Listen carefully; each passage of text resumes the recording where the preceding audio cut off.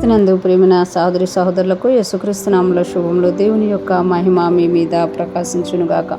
ఈరోజు దేవుడు మనకిచ్చిన మాట కొరింథీయులకు రాసిన మొదటి పత్రిక 8వ అధ్యాయం 4వ వచనం. కాబట్టి విగ్రహములకు బలిగా అర్పించిన వాటిని తినుట విషయం లోకమందు విగ్రహం వట్టిదనియు ఒక్కడే దేవుడు తప్ప వేరొక దేవుడు లేడనియు ఎరుగుదుము. ఈ మాటలు మనము కొరింథీ సంఘానికి పౌలు గారు రాస్తున్న పత్రికలో చూడగలం.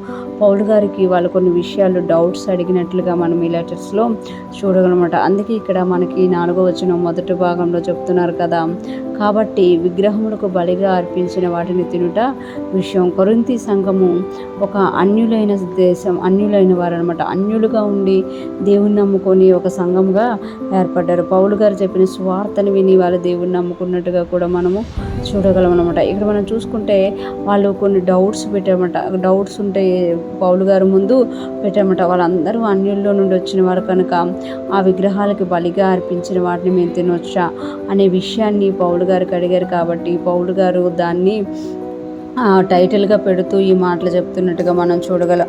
కాబట్టి విగ్రహములకు బలిగా అర్పించిన వాటిని తినుట విషయం అని చెప్తూ లోకమందు విగ్రహం ఒట్టిదనియు, అంటే లోకమందు ఉన్న ప్రతి విగ్రహం కూడా ఒట్టిది అని పౌలు గారు కొరింథీయులకి తెలియజేస్తున్నమాట.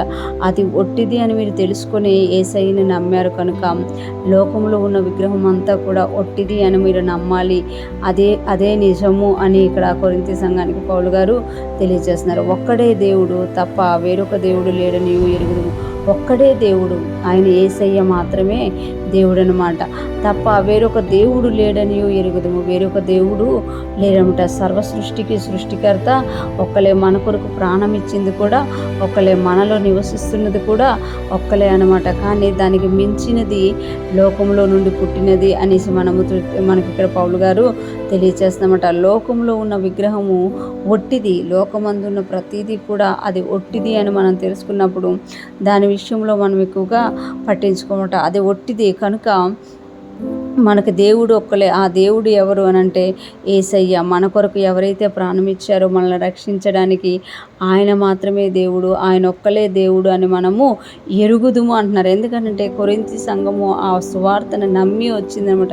కానీ వాళ్ళు ఎప్పుడైతే లోకంలో ఉన్నారో లోకంలో వాళ్ళు చేసినట్టుగా వాళ్ళు పిలిచినప్పుడు మేము వెళ్ళి తినొచ్చా తినకూడదా అని ఇక్కడ పత్రికలో అడిగినట్టు దానికి పౌలు గారు చాలా వివరంగా తెలియజేసినట్టు మనం కొరింథీ పత్రికలో చూస్తాం. ఈరోజు ఫ్రెష్ మనం వింటున్న ప్రతి ఒక్కరూ జ్ఞాపకం చేసుకోవాలి, మనలో చాలామంది కూడా అన్యుల్లో నుండి రక్షింపబడిన వారమే అనమాట.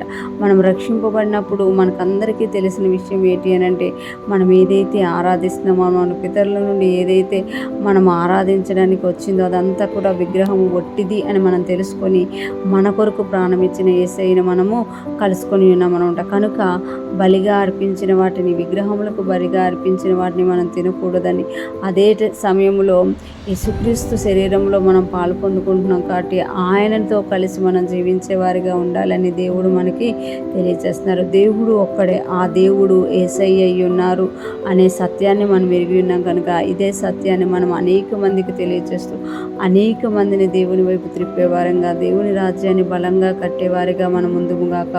అటువంటి గొప్ప కృప మనందరికీ కలుగునుగాక. ఆమేన్.